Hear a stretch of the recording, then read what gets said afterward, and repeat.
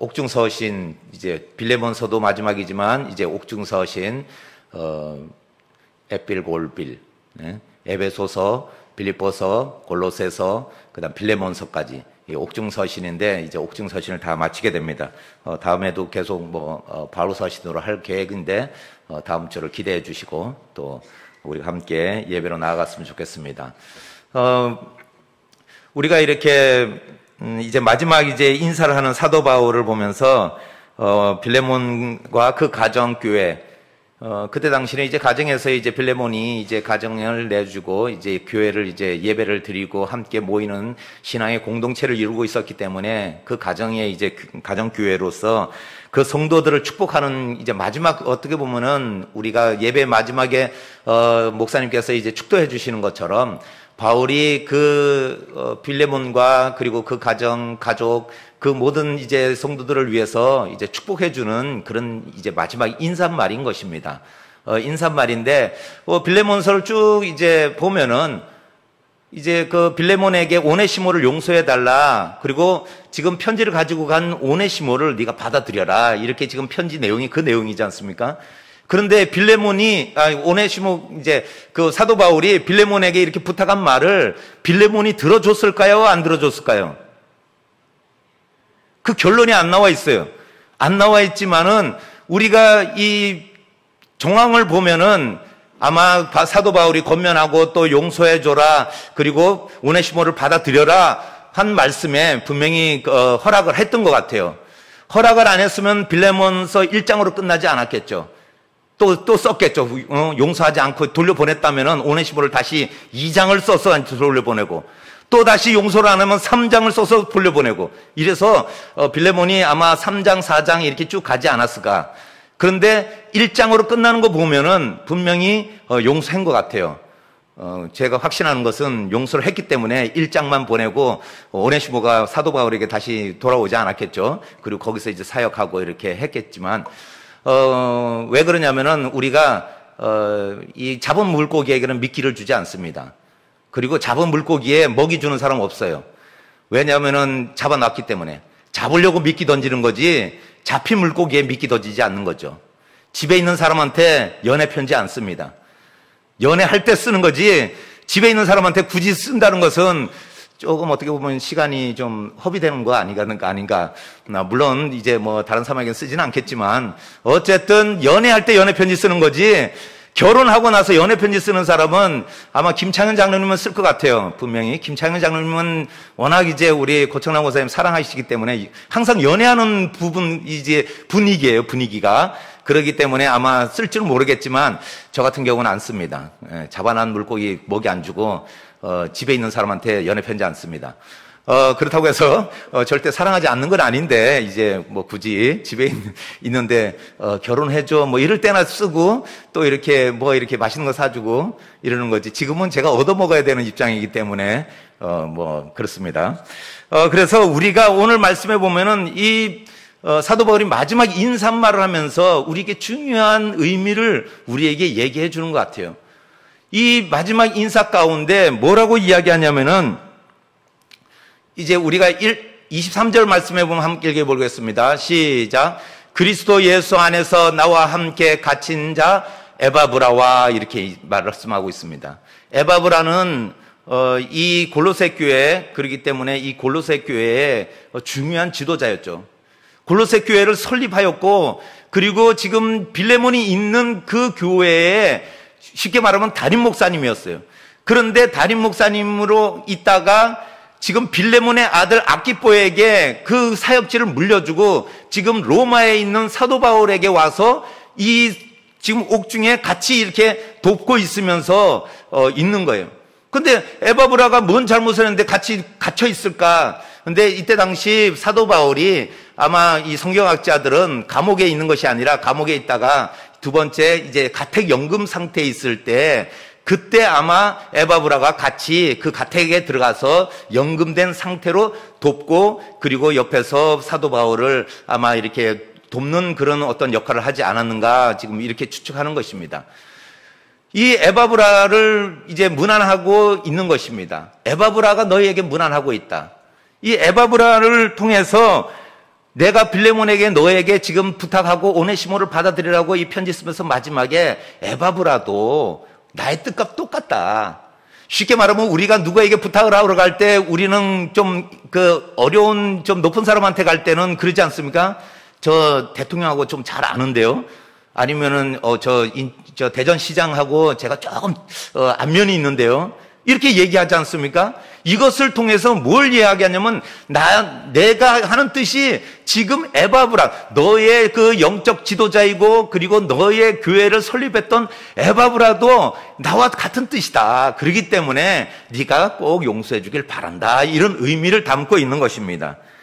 이렇듯이 에바브라를 사도 바울이 다른 서신에서는 또 뭐라고 이야기하냐면 사랑하는 동역자, 그리스도 예수의 종, 그리고 오늘 본문 가운데는 나와 함께 갇힌 자.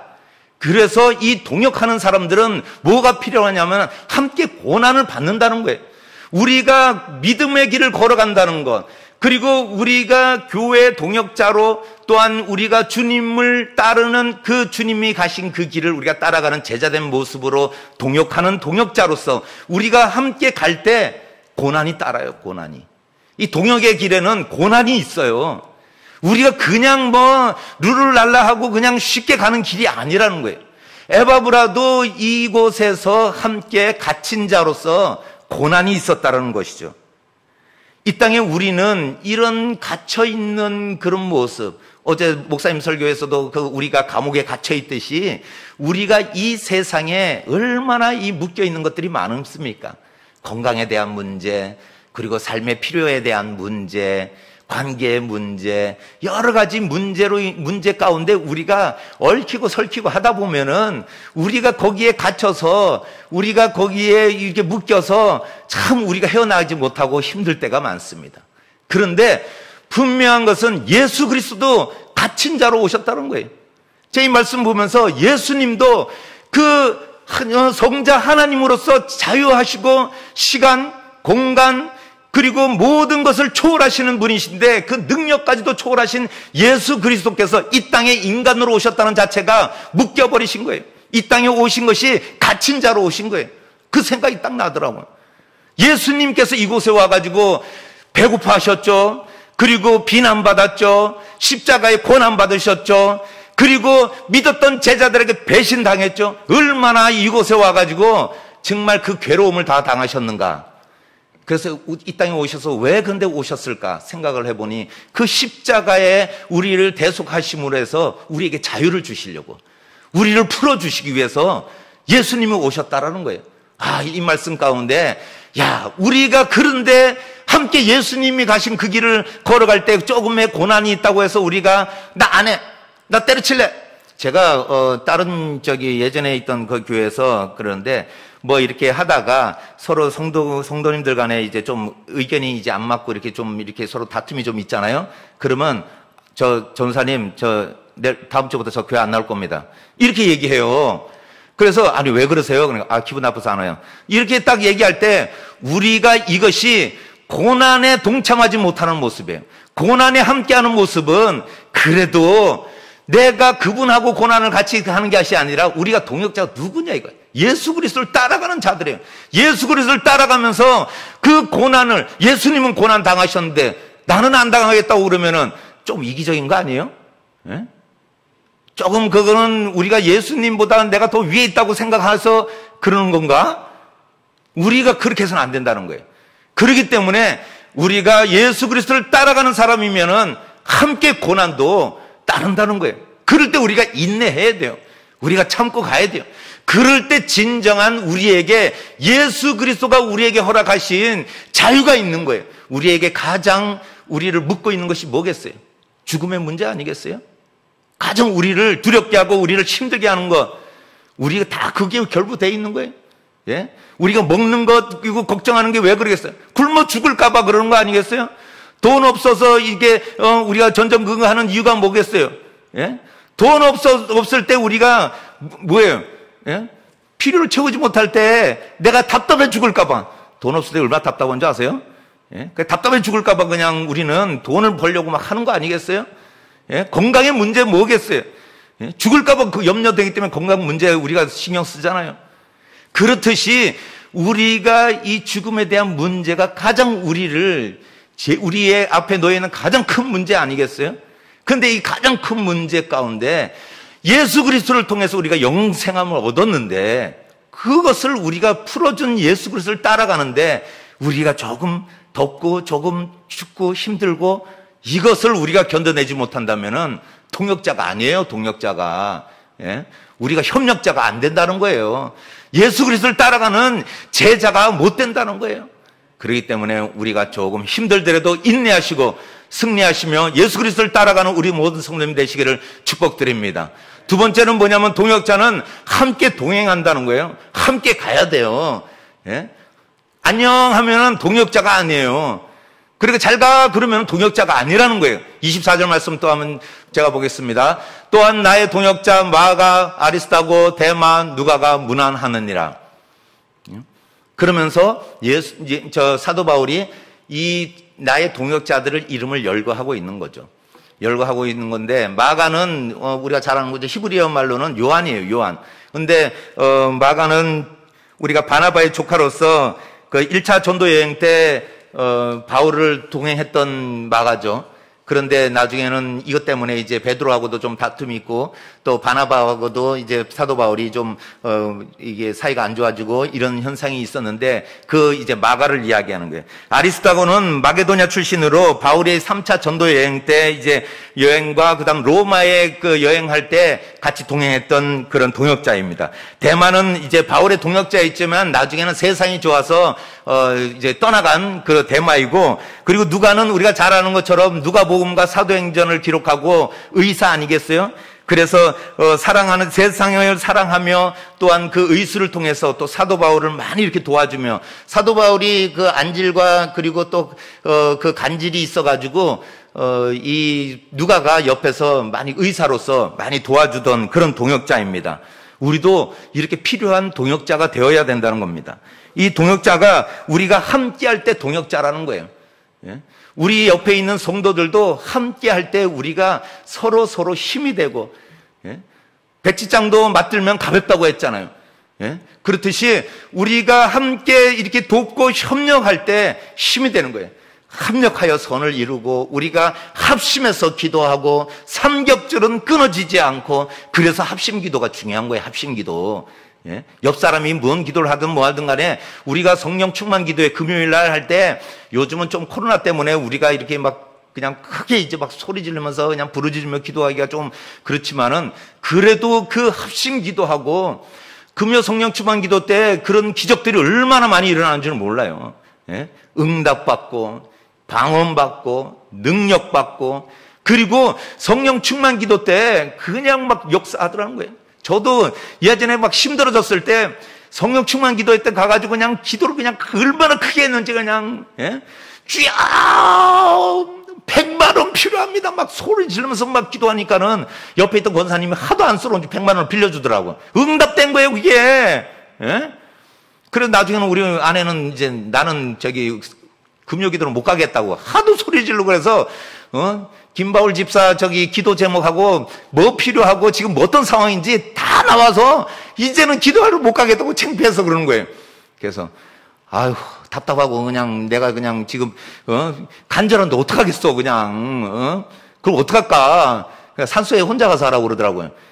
그 겨울에 혼자 가려니까 너무 추워서. 그래서 이제 그래도 좀 기도실에서 기도하고 이렇게 예배당에서 기도하는 게 좋지 그러면서 이랬는데, 이렇듯이 우리가 함께 이렇게 동역하고 하는 것은 함께 가는 거예요. 예?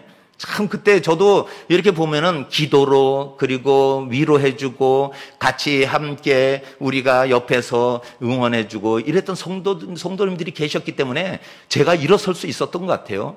우리가 교회가 든든히 세워지는 것이 뭐냐면 동역자들이 함께 할 때, 제가 이렇게 보면은 뭔 일을 하면은 우리 권사님들 그냥 몰려와가지고 좀 시끄럽긴 시끄러워. 근데 얼마나 와가지고 그냥 일을 팍팍 해나가면은, 제가 김장하는데 이제 김장 시작합니다. 그러고 제가 자리 피고 이렇게 같이 기도하고 이제 시작하잖아요.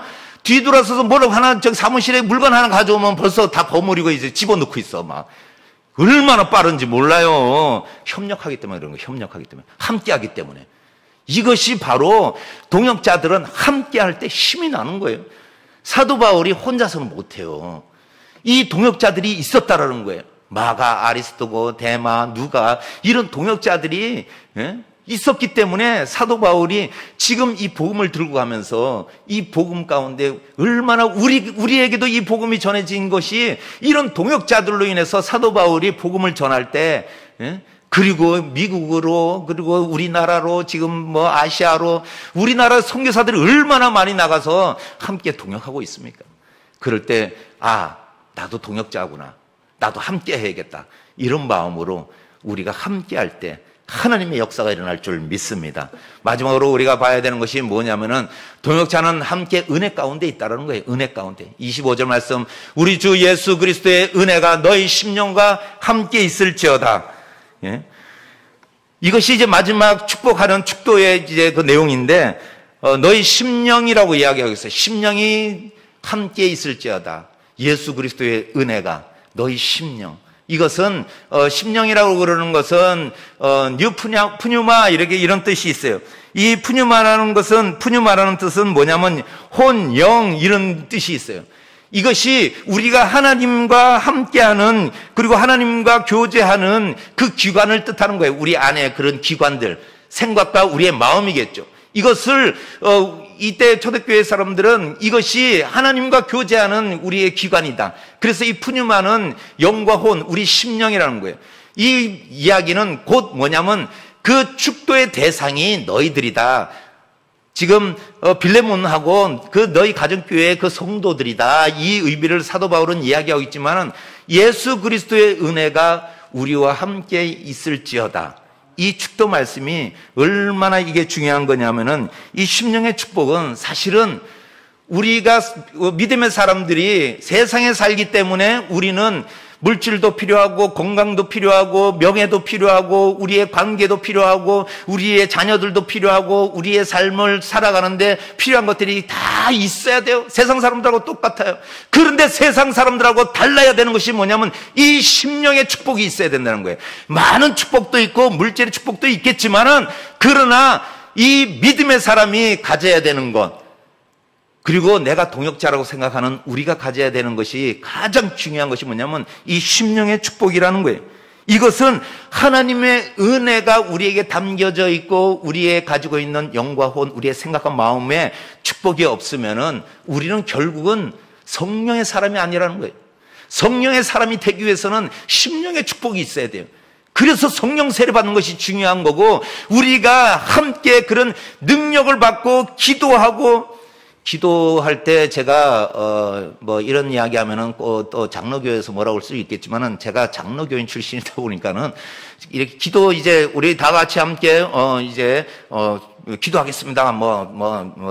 이제 통성 기도하겠습니다. 그러면은 하나님 오늘도 예배당 나와서 예배드립니다. 감사합니다. 그다음부터 생각이 안 나. 그리고 나서는 옆 사람은 기도 소리만 생각하는 거야. 그래서 기도 제목 뭐 기도했어? 그러면은 저기 옆에 김 권사님이 애기 달래. 그래서 연세가 어떻게 되는데 뭐 이렇게 물어보기도 하고 이러면 막 아니 손 준 것 같아. 막 이러면서 옆 사람은 기도 생각밖에 안 나요. 그런데 제가 왜 오순절 이 교단으로 왔겠어요? 예? 이게 기도의 맛이 있는 거예요. 기도의 맛이. 예? 그냥 부르짖고 기도할 때. 그러고 나니까 이게 성령 체험이 되는 거예요. 성령 체험이. 예? 아마 제가 이 심령이 약했을 거예요. 그 어려움 당했을 때 제가 막 힘들어하고 그러는데 진짜 기도로 이겨내고 그리고 말씀으로 이겨내고 그냥 뜨겁게 찬양할 때 진짜 눈물이 쏟아지고 막 이랬어요. 그것이 뭐냐면 우리 심령 가운데 이 성령 체험과 성령 세례를 통해서 우리가 뜨거워지고 그것이 제가 딱 이렇게 말씀을 묵상하면서 이것이 심령의 축복이구나. 이것이 그래도 세상 사람들은 뭐 물질의 축복, 뭐 여러 가지 자녀의 축복이 있겠지만은 나는 심령의 축복이 있구나. 이것을 딱 느끼겠더라고요. 우리 이곳에 예배드리는 우리 모두에게 그런 심령의 축복이 있기를 축복드립니다. 우리의 심령의 축복이 있을 때 이겨낼 수 있는 거예요. 왜냐하면 천국을 소유하고 우리가 그런 경험들이 있기 때문에 한 번 경험한 거 쉬운 거예요. 1차 접종 해보셔서 알지만은 2차 접종할 때 주사 바늘이 무서워요? 안 무서워요. 1차 접종을 했기 때문에. 이제 처음 하시는 분은 좀 겁이 날 거야. 그런데 걱정하지 마세요. 염려하지 마세요. 따끔하고 말어. 그런데 우리가 볼 때 이것이 우리가 그 성령 세례 받고 이 심령의 이 축복을 경험한 분들은 그래서 담대함이 있는 거예요. 그것이 우리가 어떠한 시련이 오고 어떤 고난 가운데 있더라도 우리가 이겨낼 수 있는 거예요.